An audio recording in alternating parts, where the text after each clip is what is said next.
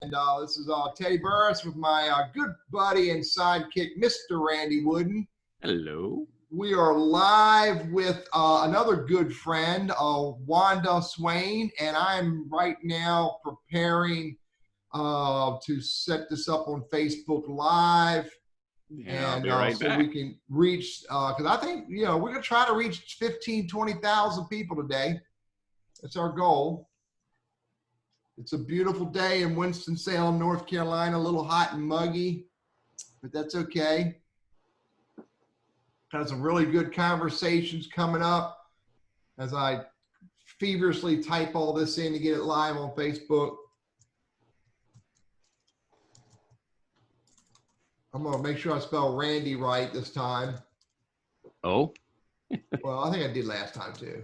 And I'm going to spell Wanda Swain correctly. Excellent. In a conversation about know thyself first. First, know thyself.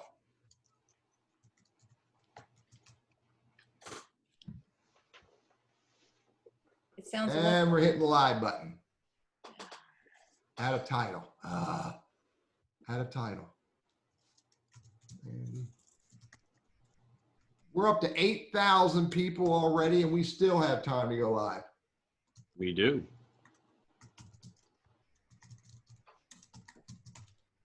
Don't tell me to add a text.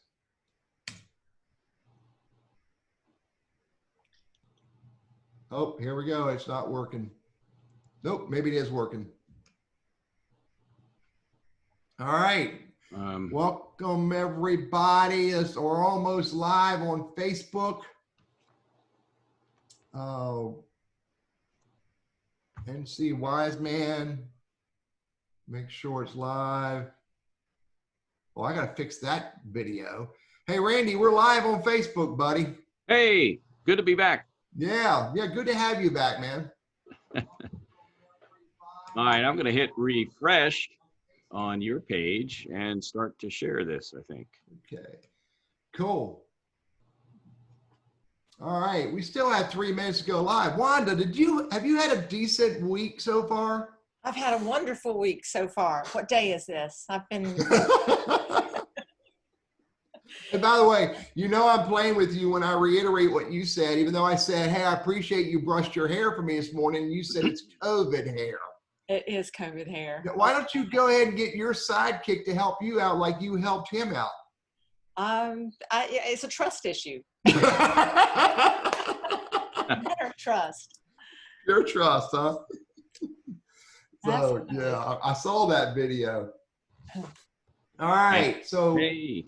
We're up to 11,000 people on the channel. We're up to 2,000 people watching us on Facebook. So this is going to be a fun event. I wore my red shirt today, Teddy. Was that appropriate? Randy, you followed instructions flawlessly, buddy. And Wanda can speak to that because I filled out that assessment earlier. Yes, you did. I'm impressed. I'm still waiting for Teddy's. Oh, I got to get to that. He's a renegade. You'll never get it from him. He'll make up his own. So yeah. I think I am quite comfortable knowing where I think I am today. That's good. So I got to do it. I'll get to it. I'll put it on my calendar to do. Here, if it's something that's really, really important, it goes on a sticky note. It goes right here on the screen. So assessment. Good. For Piedmont HR. And all right. Yeah, so I'm looking forward to seeing the results on there. But we won't. What is that called when you give it away? When you reveal spoiler? The spoiler. We're not going to give any spoilers on this program today. But when we get done today, Wanda and I may have a little chat about what I need to do to clean up my act. Oh yeah, we'll debrief it. Yes. Yeah. We'll break it down and dissect it. Yes. So we could turn that into a wrap. Hey, Wanda, can you see the chat? I can. All right, there's peeps out there saying hi to you. I'm seeing, yeah. So we got a few minutes before we get started. Randy, do you want to share anything about your shenanigans from last week or not? I do. No convictions, just no arrest, no nothing. So it was success. But every year I gather up with a handful of other folks and we travel for a week to North Myrtle Beach to build sandcastles, real big ones. And I've got them on my Facebook page for friends. I think Wanda and Teddy may have had a chance to see them. They're huge. We stand on them. They're colorful. And I do a lot of the heavy sand moving and water hauling. I get up at about 5:30 or 5. And so it's a lot of work. We have a lot of fun though. And so I'm glad to be back. But yeah, it's a joy to see the faces of kids and adults when they walk by and they go, wow, and they look at it. So I hear Greg was here last week and went well. So you guys, Michael Glantz was our guest last week. So lots of good information was shared there. We've got a good program today. And Teddy, I'm going to kind of turn things back to you to do a little introduction. And yeah, we're at 22,000. We got Rita hitting us up on Facebook. Rita, good to see you over there.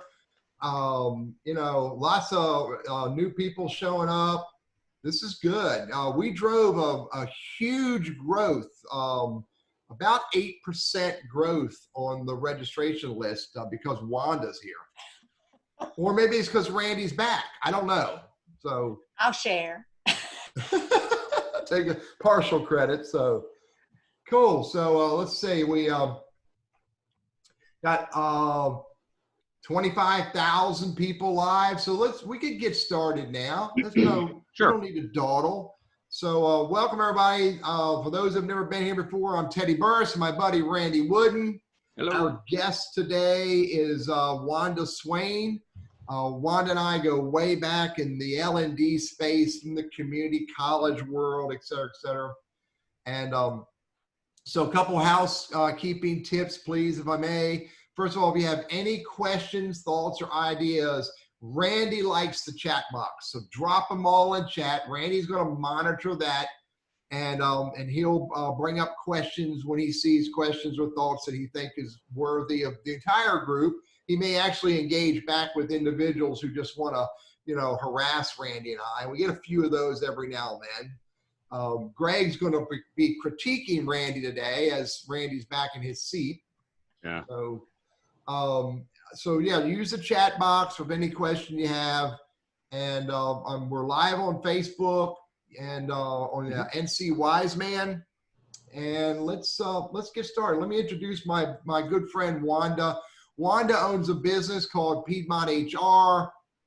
Piedmont HR is a consulting group helping individuals and organizations with assessments and leadership and all kinds of communications training. And Wanda graciously gave us access to an assessment that I sent out to everybody who was on the list originally, and it didn't get to everybody who may be here today. But basically, this is an assessment to help you understand who you are, maybe in the context of working from home as a job seeker. Did I say that somewhat right, Wanda? That was really well done. Yeah. I'm So impressed. introduce yourself to the group a little bit more and then share with us high level what the conversation is going to be about today. Okay. So I'm Wanda Swain. I am an executive coach. I am the president of the Triad Coaching Connection. It's a group of coaches here in the Triad area. I am a leadership and leadership training person. I love working with organizations. I have a background in manufacturing. I was a high school English teacher for a while, but then into manufacturing and learning process improvements. So those kinds of things help me in understanding my coaching clients who happen to be in different industries. My last job was as a VP of HR for an anesthesia management company. So I've sat on the hiring side of the table, as well as the to be hired side of the table. So I think I bring a few things to you that will be helpful. Yeah. So tell us a little bit about the assessment. Tell us a little bit about the assessment that you shared with the group. So the assessment that I gave to you, and anybody wants to take it, please feel free to, the links are out there on LinkedIn. And I'll get the link and share it in the chat. Please feel free. TTI is the organization I get my assessments from, and I use them because they are science-based. They do lots of neurological studies, And this particular assessment you took is based on DISC. It's your observable behaviors. And the report that you're getting is customized not as a DISC report, but as a working from home report. It says, here's your behavior style as it relates to how to communicate with others, especially while you're not able to see them face to face or only through a camera screen. Mm-hmm. The information that you have there should be extremely powerful in helping you to, the reason I named this, first know yourself.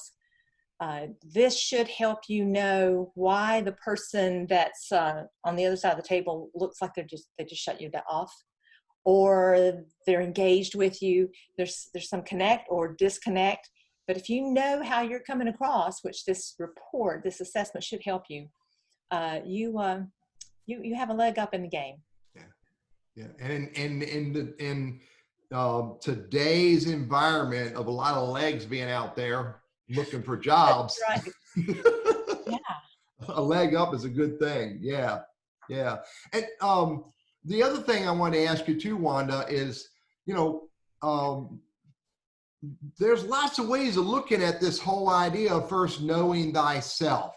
There's probably a lot of things that we don't even want to acknowledge about ourselves in some respects. Oh, absolutely.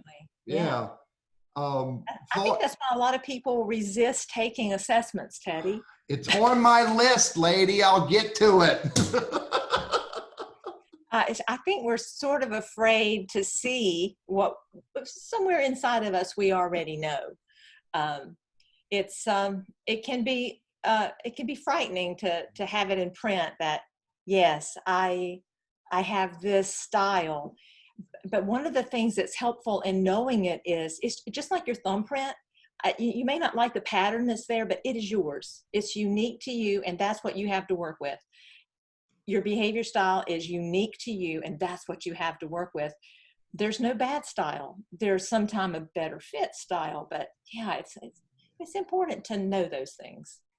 Yeah, I struggle with this, but I say out loud to myself that often I need to hear things about me that I typically wouldn't want to hear. And I need to not think ill of them, but think about how I can benefit from knowing that. So it's on my list to do the assessment. So, okay, good. So when you think about knowing yourself first, a unique style, you are a unique style. How do you take advantage of realizing that you are a unique style? You're a unique advantage. How do you take advantage of that in job search? That's a really good question.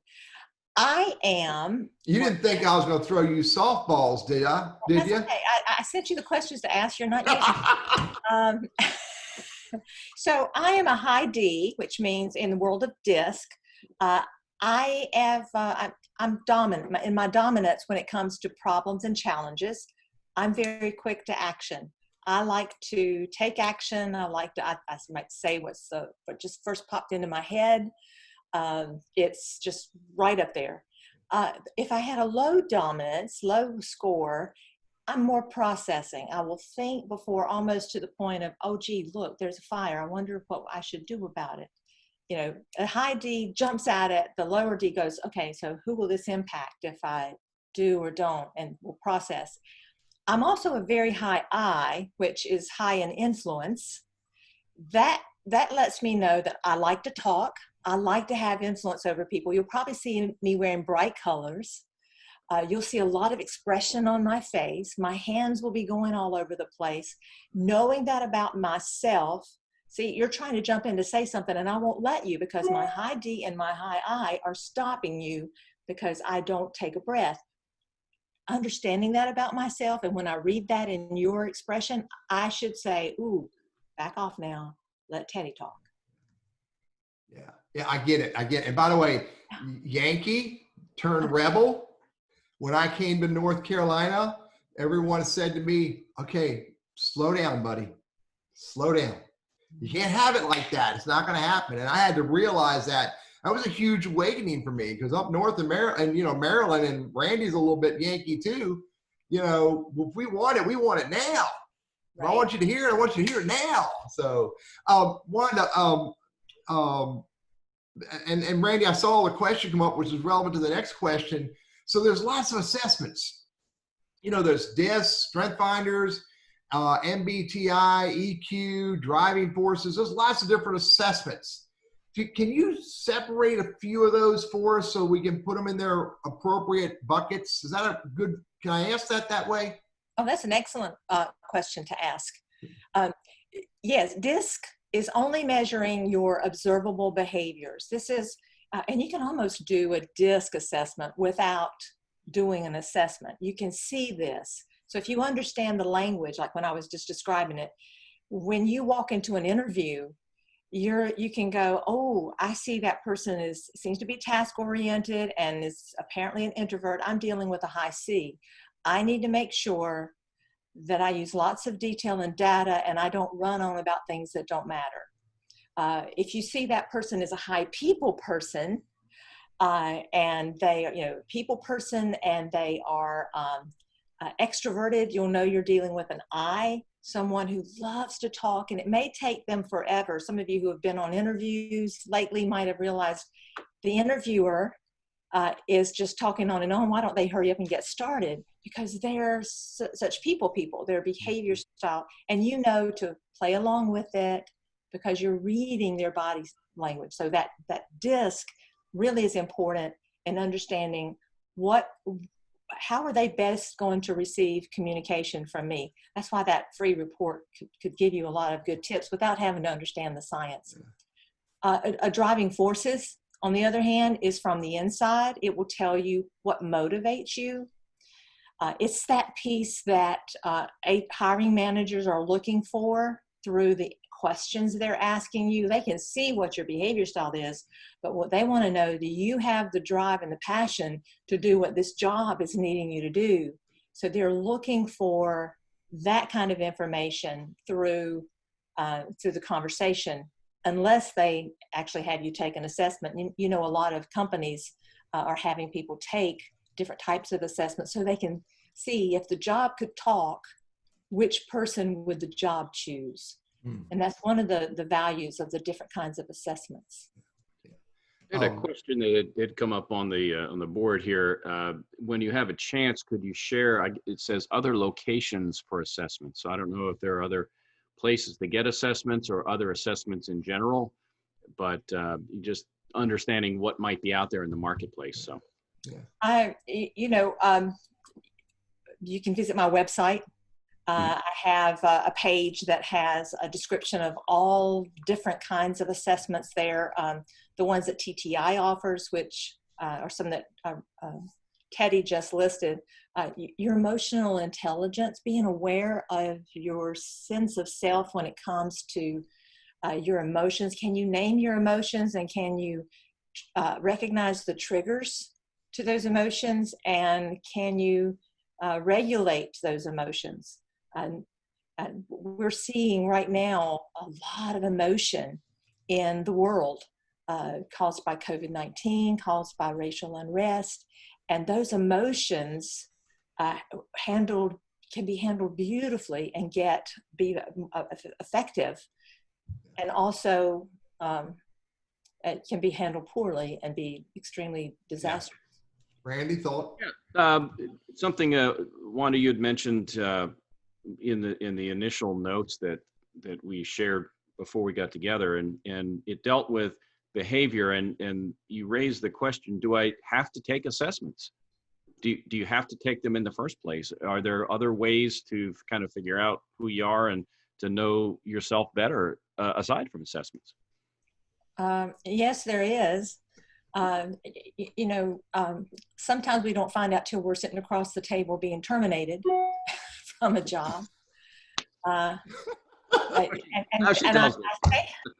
I say that because I have sat in interviews with people, and I almost want to say, time out.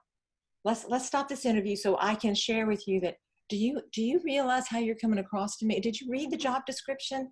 do you realize that what you're saying is the opposite of what this is describing? Can we back up? Or it's not something I would ever do, but I have often, you ask someone, so tell me a little bit about walk me through your resume. And then all of a sudden you've got this. So taking an assessment really, because these assessments are based on science, and they've been very well studied. And that's one of the reasons I chose the company, TTI, that I use. They have validation studies. So when I use an assessment on a candidate, or if I've taken one, I pretty much know that I've got a good picture of myself. But for DISC, for example, it's observable, so you can kind of read and assess someone behaviorally. But when it comes to your emotional quotient, that usually doesn't show up until you've had an amygdala hijack. Yeah. And I can speak to that, Randy, for me personally. And that is, I use this philosophy. I want data, and there's lots of ways to get data. And I want data to help me figure out how to make me better. And so data comes from lots of different places, from my conversations with people, as well as these assessments. And by the way, I have recorded and collected it's in my Evernote, my DISC assessment, my most recent DISC assessment, Myers-Briggs assessments. There's a couple other ones I've done, Strength Finders, I did an EQ test. So I look at all this stuff, and I try to pay attention to it and figure out, what are areas that I could look at myself and decide, what, that makes sense. And I should I should work on making myself better based on that data I got from that assessment. So, by the way, total side note, yesterday I spoke to a face reader. And she said that these lines are an indication that I like to learn. And she said, and she also said that the people who like to hide those lines just don't want you to see them. So, but for me, she read my face and she interpreted me. It was interesting. I'm not saying she nailed me. She said that she thought these were lines. I'm like, those aren't lines. That's my beard. She goes, oh, I thought those were lines, because if there were lines, if you have a line down here, very bluntly, it means that you've been through a stressful life. Anyway, data, however you can get it, including, TTI assessments, et cetera, et cetera. So, hey, let me go to the next thought or question, Wanda. Okay. So, is there a way for let me ask it this way. Is it important for us to understand what messages we are putting out there based on our behavior during an interview, or with an interviewer or hiring manager? And I guess it probably is, but how do we pay attention, and how do we catch ourselves with these messages that we're giving based on our behaviors?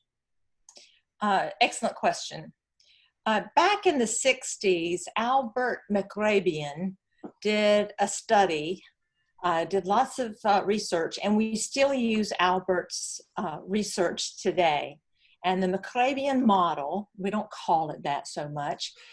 We use 55, 38, 7. Those numbers probably mean something to some of you. So only 7% of the message that we deliver, 7% of the message, the communication, comes from the actual words we use. 38% of our message comes from the tone of voice we use, the volume we use. We can sound like, I can tell you that I'm really excited to be here, and I'm happy with everything, and I'm pleased with all that you are doing, and everything about what I am doing right this minute is antithesis to what my words are saying.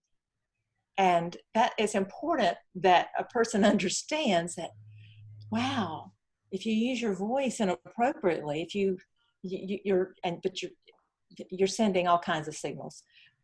55% of your message comes from your body language. When you lean in and you are engaged with someone, you smile, your facial expressions, that sends a message too. If you're uncertain, you hear about folks saying if you look off to the left, it means you're trying to make up an answer. If you look off to, people are looking at that. They're looking at, are you, what does your behavior say in addition to what your words are? So the study was done, and it's, I'm sure a lot of you have heard those numbers before. We worry so much about our words, and our message, only 7% of the message comes from the words. So go back to my face reader. She said to me, she says, Teddy, even though you've been blunt with me in this conversation, it was a deliberate business conversation. She says, I can tell by your facial expressions, the smile on your face, the way you look at me through the screen, that you're really a teddy bear. Anyway. Oh. I'm with you, Wanda. It is. It's more so than the words. It is the way we deliver our words, and it is how we look when we deliver them. The open palm perspective versus this, and the tone of voice. My daughters would say to me for years, as I was teaching them some of what I was learning in my studies to be a DDI facilitator. Oh my God, Dad, you could take someone down by the kneecaps. They don't even see it coming because you do it so gracefully. Yeah, I'm not sure that was a compliment. I know. I think that was based on the fact that they didn't want me telling them what to do.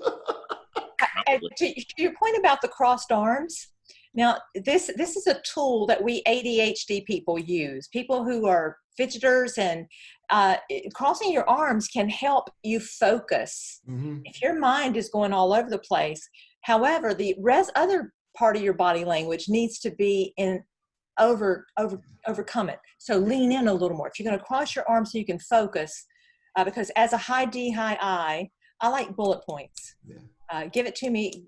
You'll see my emails. You'll write me a nice long email, and it comes out yes. Yeah. It's the answer. It's a. Yeah.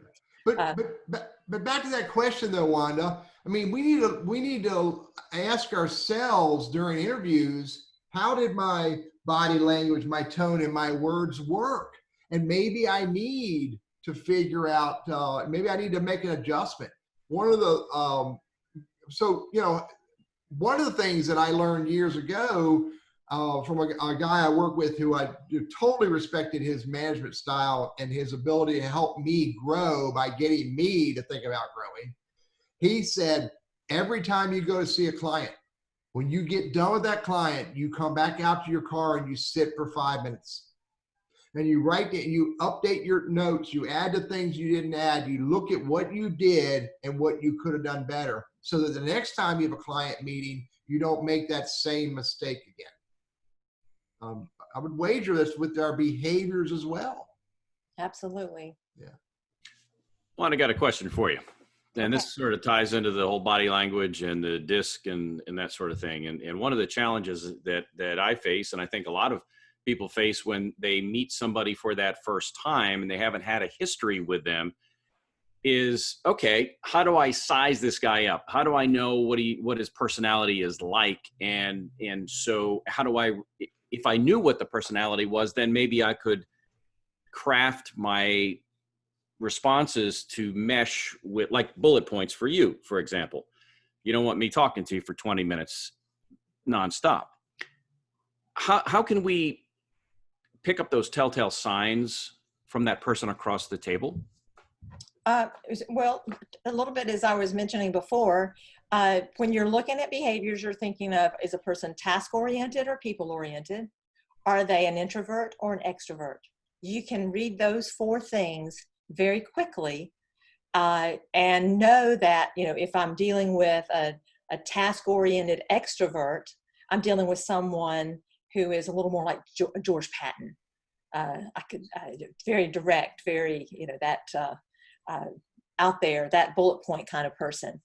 If it's a people person introvert, I'm dealing with someone like Randy Wooden. It's the low S, the non-confrontational, soft-spoken, and yeah. I've got his assessment right here, right? Yeah, We likes to may do a process world, information. yeah, we could do a world premiere or reveal of it, I guess, at some point. But And it's so understanding what it is you're looking for. So what my behavior tells you because I lean in and I smile and I have open hands lets you know, oh, I can chat a little more with this person. I can use a few more details with this person. There's a lot of she likes to influence and likes to connect with people. Salespeople have that behavior style. HR people have that behavior style. Comedians have that behavior style. You'll see that openness and gestures, whereas engineers and architects, uh, uh, some physicians have that, financial advisors, CFOs, they're more reserved, like a lot of data. They process information. They may go into analysis paralysis before they ever answer a question. You can tell by they look a little more aloof with their, make you almost feel like an idiot for asking the question when they through their behavior style.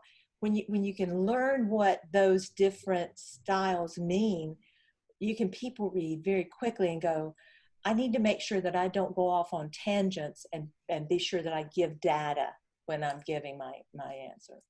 mm-hmm.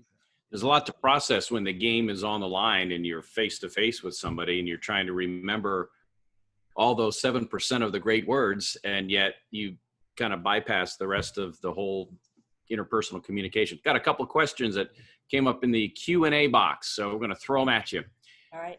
Do you believe that the assessments you're promoting change with time? How does the assessment change, or are we personally changing, or both?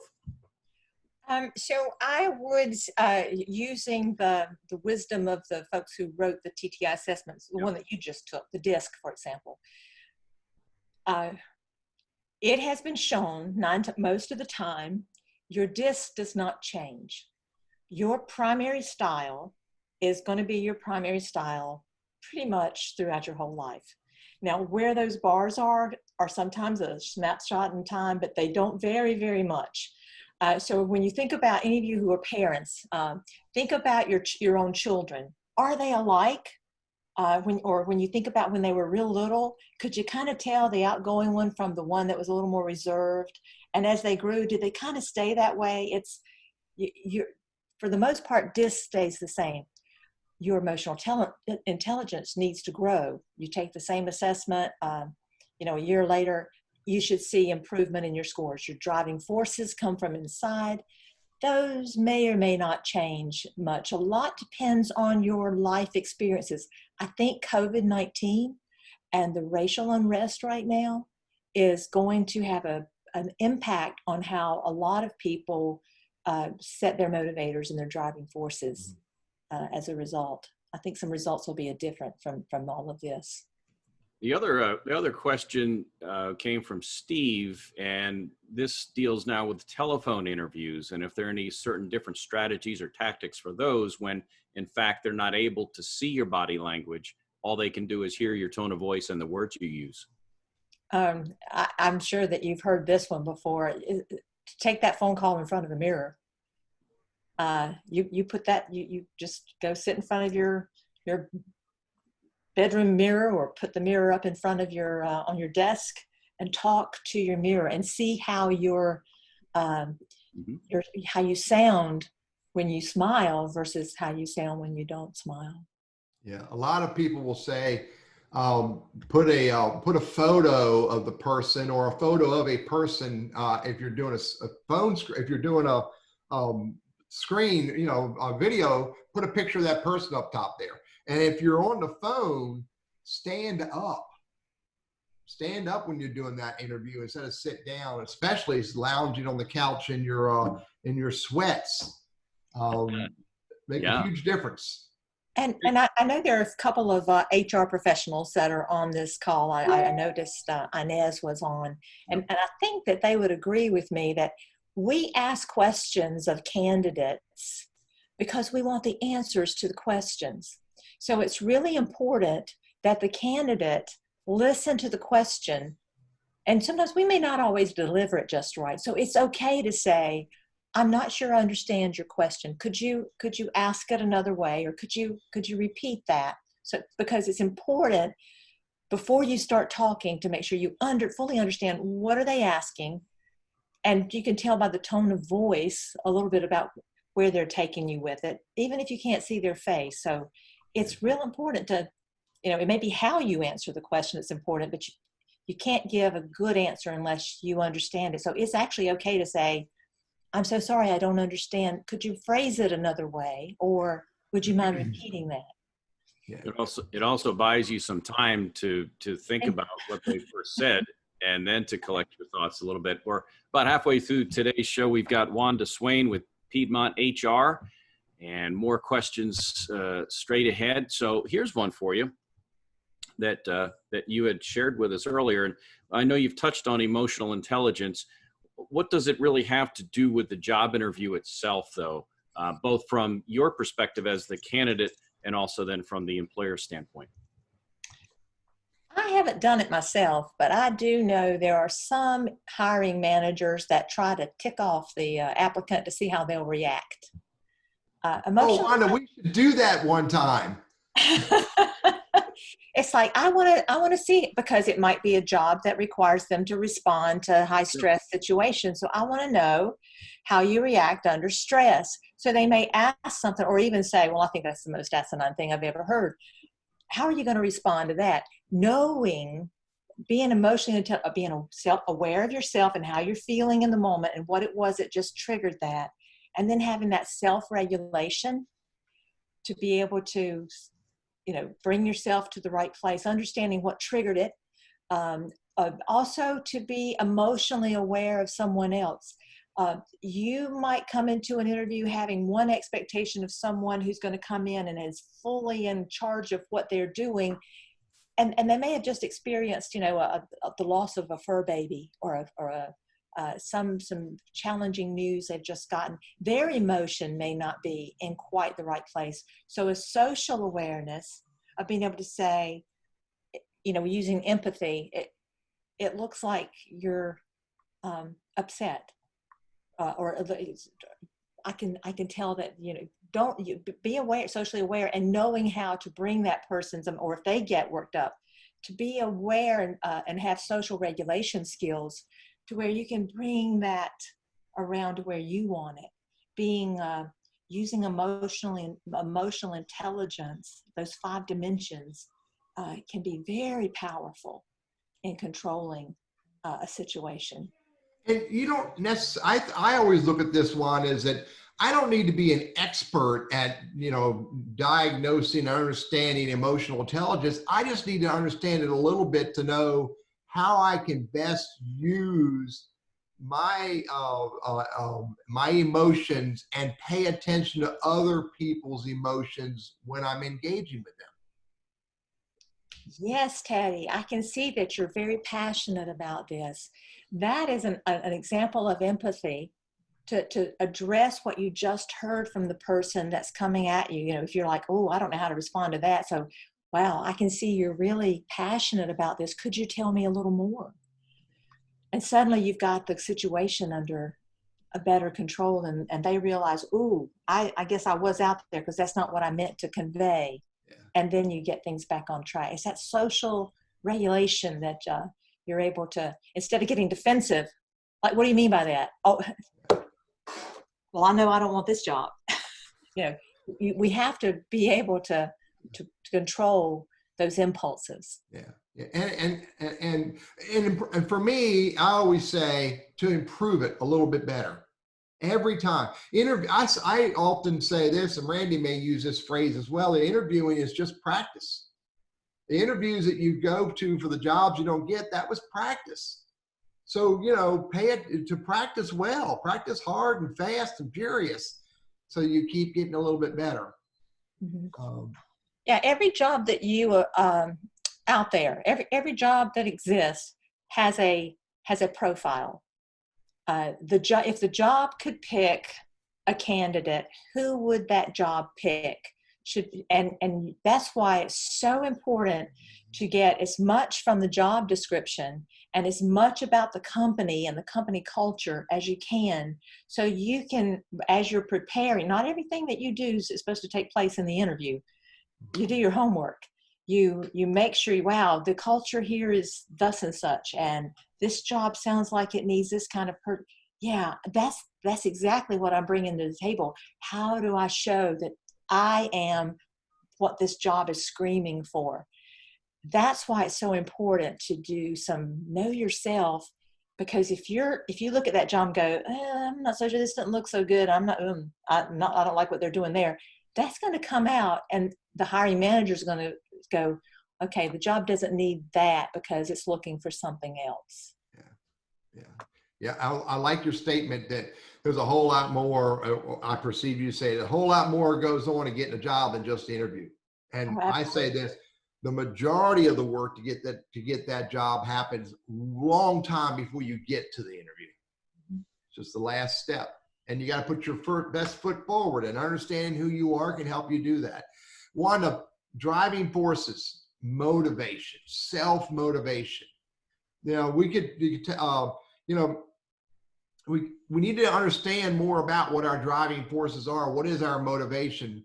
And so put it in the context of job seekers. Why should their motivations, beyond just simply getting a job, why should they understand more about their internal motivations before they go to these interviews?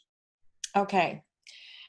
So your driving forces are this internal, I can't see, drive that in 6 different areas. So just really quickly, I don't want to bore you, and don't cut me off. I got the mute button, girl. Edward Spangler's work says we're motivated in 6 areas. The way we like to learn and use knowledge, how we see other people, how we see resources, how we see our environment, how we like to use power, and how we see methodologies and structure. And there's a good and bad side, or not good and bad. There's a right and left side. There's a this way and that way. So when it comes to, let's say, your surroundings, and I had this situation when I was HR manager at Cone Health quite a few years ago now, but we had an employee whose behavior style was just perfect for being in the IT department, for example. I'll throw out a different department, and good fit based on her behaviors. Everything seemed just fine. But her performance started going down. So we put her through a DISC and a driving forces assessment, and found out she's a high aesthetic, high harmonious. She loves balance and feng shui in her environment, loves beautiful spaces. She sat in the middle of several rows of cubicles every day, day in, day out. So her motivator of being able to have a pleasant, beautiful environment was she was demotivated. So we actually found a way to brighten up her cubicle. And we also found out she was a high I and liked people and needed interaction. And she was like suffocated. So we actually assessed the entire group, found out there were a couple of other high I's, and we were able to put them close by so their cubicles, they could see each other a little more and still have the benefit of the sound barriers that they needed. Tremendous impact knowing what drove them, what the drivers were, as well as the behaviors to help make them effective. There are better other ways other than just hiring and firing employees to make sure you've got the right fit for the job. We can actually develop them and use this kind of information to help them be more successful. Yeah. I joke about, years ago, I worked for an organization that I had the privilege of hiring 5 accounting people to start up a brand new accounting department. And the joke was that we put 4 of them into one room, and it was, each of them owned a corner. Well, their backs were to each other as they did their work, but they could easily turn around and talk to each other, and they did often. And as me and another friend that worked at this company, we referred to that group as the Yak Yaks, because they were always yakking. But then I sat back one day, and just by happenstance, I wasn't smart enough to figure this out back then, Wanda. They were the Yak Yaks. They were always yakking away. but this was a team that made things happen. They got work done. They clicked, they were efficient, they were accurate, and they were the yak yaks. And my point is, if that group of 4 women, if there was 1 or 2 in there who didn't like the yak, it wouldn't have worked, because it would have been a bad environment. Yeah, but there's also a lot of power in teams to have people from different quadrants of the behavior styles and different motivators to help keep the balance and the thinking and creativity. Someone has to execute the plan. We can't always just be creatives. We also have to get something done. Yes. Randy? Yeah, here's something I hear from, I run our Goodwill Professional Center, and I deal with a lot of, highly educated, accomplished folks. And one of their big frustrations is in having to pass the assessment screen to even get the interview.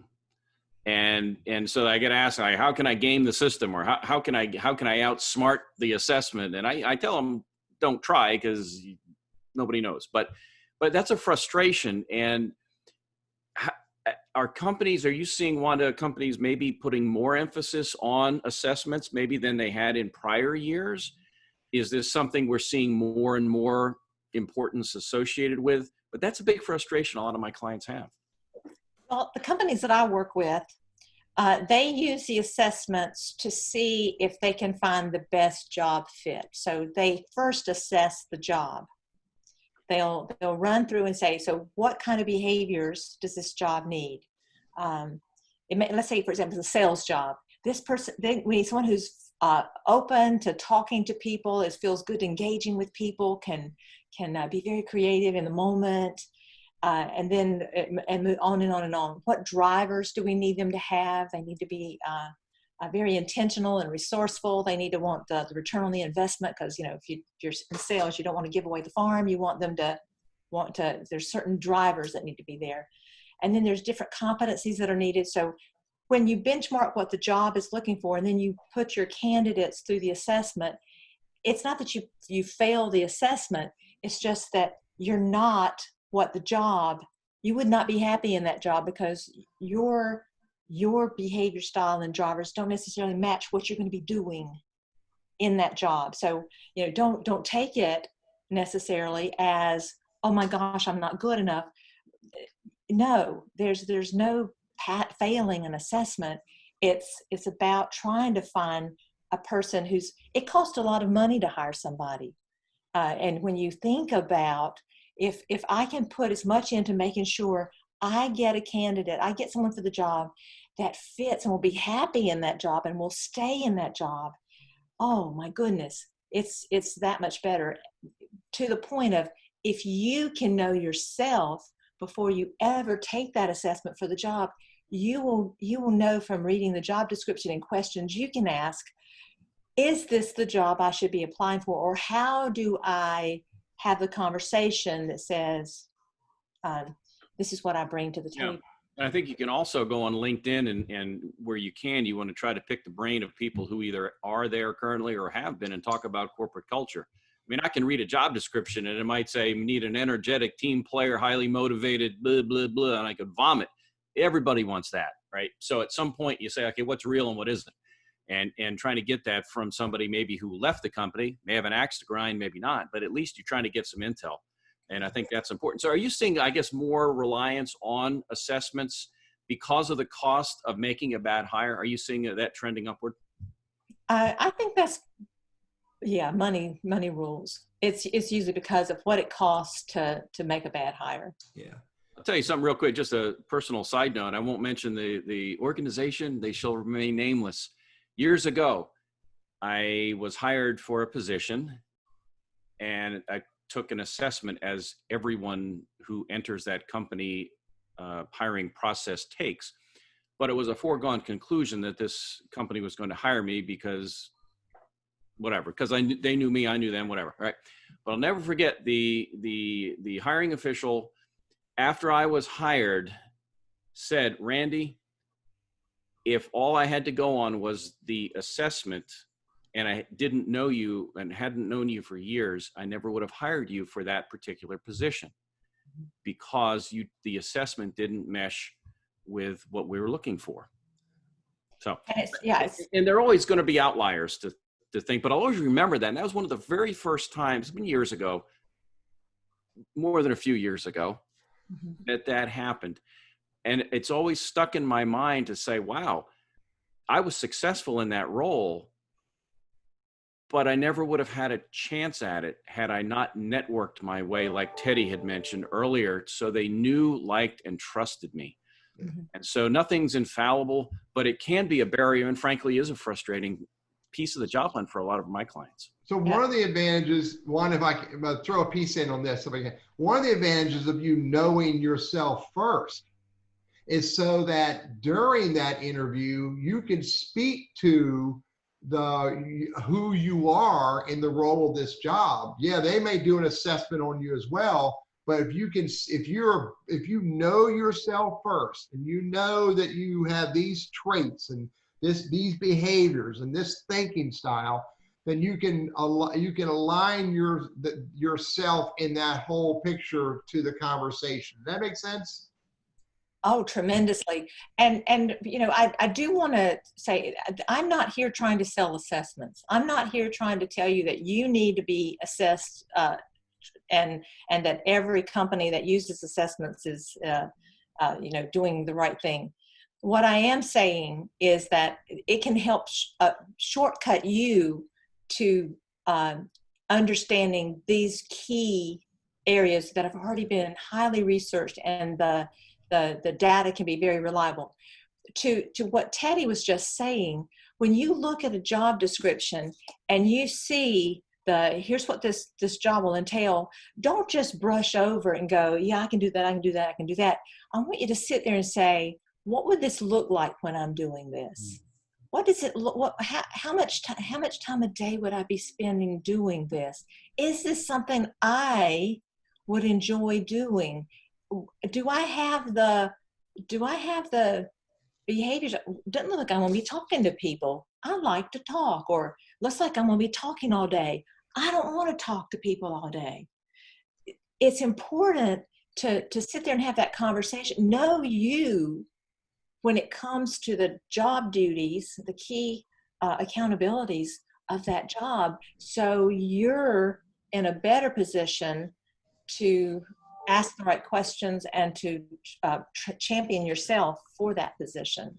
Yeah, I often say this. I have a class I teach called Dream Out Loud, Share Your Dreams with Others. And one aspect of that is to look at, and I like the way you said it better, one. I used to say, look at yourself doing that job. Well, you went deeper. Look at yourself at doing that task at that job. And you need to visualize yourself on the phone for 8 hours a day as an inside sales guy. You need to visualize yourself driving around the county or the city or the state as an outside field rep guy. You need to be able to see yourself doing that and determine, assess, do I feel good doing that or not? And to your long-term goals, your objectives. So I may be taking this, I'm willing to do this for a while until I get to the next thing. Have it in your plan and be able to ask those questions. What are my development opportunities? One of the things I'm really passionate about is getting to hear. So, in this, it's just knowing yourself, knowing where you're going can help you go, oh yeah, for the short term, I can stay on the phone for hours a day, as long as I've got a purpose, it's taking me somewhere else, and you know what that is. And that's that EQ motivation piece. Yeah, Wanda, we've got about a little over 10 minutes and we'll want to wrap up in the last few. And I want to make sure you get an opportunity to share other resources or books out there that people wanted to learn more about this topic. But we had a question that deals with essentially this. Hey, what if you're somebody who thrives in a social environment, windows and bright lights and bright office and cheery and all that, but you're kind of stuck in a dark office by yourself?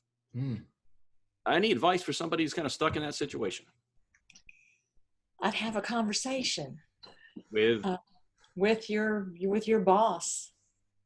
Have a conversation with someone saying, you know, I really feel like that I could be more engaged if I could have some natural light, or take a copy of yours and say, look, this is who I am. And there's some behavior styles don't feel comfortable doing that. It was easy for me to say, go take action, because I know myself. I know that's what I do. I'll put a window in. Thank you very much. Or it could be that you go, you know, it would be very helpful to me to have, you know, can we talk about this for soon in the future? Otherwise, I feel like I'm not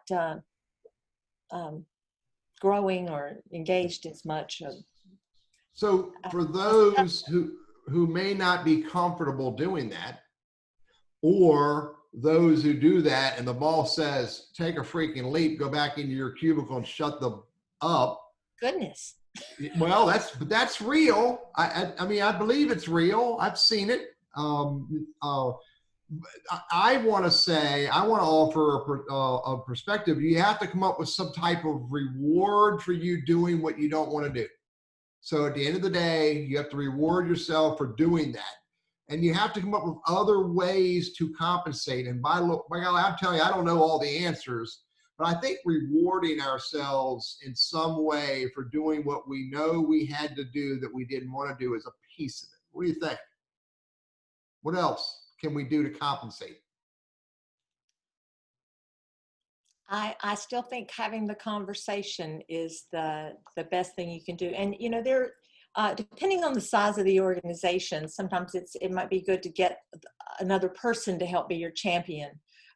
You know, if your boss is not the HR manager, for example, go to the HR manager, have that conversation with the person who, I've always found HR people to truly be representative of, they're there to take care of the human resource.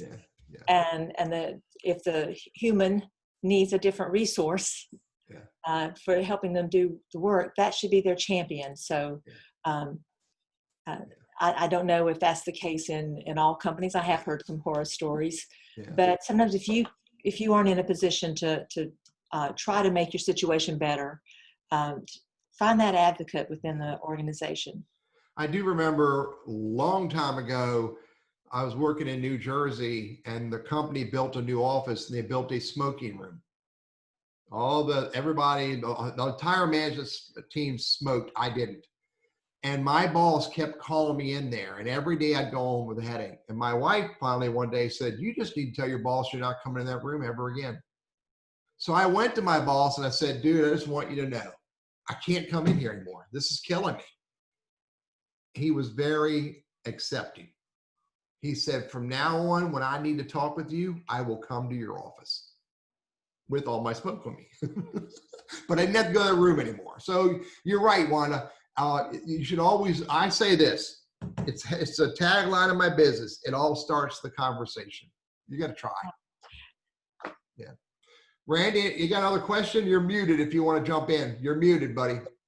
Yeah, I was just reading it, but it was just a follow-up thanking us for asking that question, and that person will be chatting with their human resources person and hopefully trying to get an answer. I can tell you from experience in just over the years that in many positions, you're going to get the, hey, you don't like it, leave it, because you're an interchangeable part. But typically, when you get into a higher skilled type of role with more responsibility, those are harder positions to refill. And if it's just a matter of making some accommodations, companies are typically a little more apt to try to do that. But if you're at the low end of the pay scale and, you know, basically you don't, you miss work or you show up late, you don't call in, you're gone. You're out. So a lot of it, depending who you're dealing with. Yeah. Part of knowing yourself is building relationships early on. So when you do need to have this kind of conversation, you have a foundation for conversations. So it's very important. And you mentioned some books. I don't know if you're ready for me to share a few books or whatever yet. We're getting real close. Yeah, The 7 Habits of Highly Effective People. It's been on the bestseller list for over 25 years. And there is a model that Stephen Covey teaches about your circle of influence and your circle of concern. And those, sometimes our circle of influence is really small. And here's my job, but what impacts my job is all of this. And through your growth, through learning different skills, you grow that circle into that circle of concern till pretty soon you've advanced yourself. You have more leverage with, you show your growth is so much better. But I highly recommend not necessarily reading the book, but maybe getting the audio tapes of The 7 Habits of Highly Effective People. There is a version out there where Stephen Covey himself actually talks through the book, reads the book. Which here's Randy, something else? No, I just was agreeing very much. Here's three other books that are absolutely, actually four. Dream Manager, and I'll put these in the show notes. I'll put this on the show notes in the YouTube channel. Remember, you can find all of our Randy's and my recording on my website and on our YouTube channel. I'll make sure the email that goes out post the event has this. But here's Dream Manager is a great book. Another really good book is 12 Rules for Life. That's a good read. How about this one? Designing Your Life. That's a powerful book. Wanda throws out Triggers by Marshall Goldsmith. Great read. And the last one I have is Dip by, I think it's Seth Godin. Dip. Talks about quitting and where should you quit versus where should you not quit. Wanda, thank you. You're very welcome. I do want to throw one more book out, Strength Finders, or Strengths-Based Leadership. Now, this is one of those where, you find your strengths. There's like 34 strengths, I believe. I've taught it a couple of times, but it's been a while. But if you buy the book, which is really good, an assessment comes with it. So instead of just going online and buying the $20 assessment, you can buy a $20 book and you get the book and an assessment. And it gives you a key to take it. But there are lots of different ways to know yourself. Where can people follow Wanda? I'm on LinkedIn. Wanda Swain, Swain. Follow her there. Check out her website. And Wanda, very grateful. Appreciate you showing Pleasure up. to be here. Thank you. Yeah. Hey, Teddy, guess what? Here's a trivia question that you won't know the answer to, but I just saw it today. I know how many were at 38,000 people viewing at the time at right about now. Right about now. Yep. About countless thousands the world over. This whole idea for this lunch thing was hatched on a Monday morning many weeks ago. And then that ensuing Friday, we actually, Teddy and I on the phone, we put together what we thought would be a fun thing. And we committed to doing 10 weeks of it. And today, the answer to the trivia question is that today is the 10th. So that's that. The good news is that we are going to continue it. And we'll do it for as long as our schedules allow and for as long as people feel like it adds value and they tune in. Yeah. You have ideas? I'm excited about it, buddy. I'm excited about it. Yeah. Yeah. And topics of interest, let us know. Send us a message on LinkedIn or pick up the phone and call us. Either way. Just you can't come see us because I'm working from home. We hiding. Hey, so next week, the 17th, Eileen Rain will be with us. And Eileen's watching us right now, Randy. She's checking us out. I know she's looking. She is, and she is going to talk about the process of a job search. It's Eileen Ryan. Yeah. And she'll be here next week. And Mitch Miles, I think, the week after that. I don't know if Mitch is watching us today or not. But yeah, Eileen will be next week. And and we're all, like Randy said, I will reiterate, we need great people to complement Randy and I, just as Wanda has done today. So if you know someone else who can bring a great conversation, let us know. It's 12:59. It's Wednesday. everybody go off and enjoy their week, work hard towards your goals, get to know thyself. Yes. Thank you, buddy. Have a good day, guys. Bye. Thank you. Bye. Bye now. All right, now how do I stop all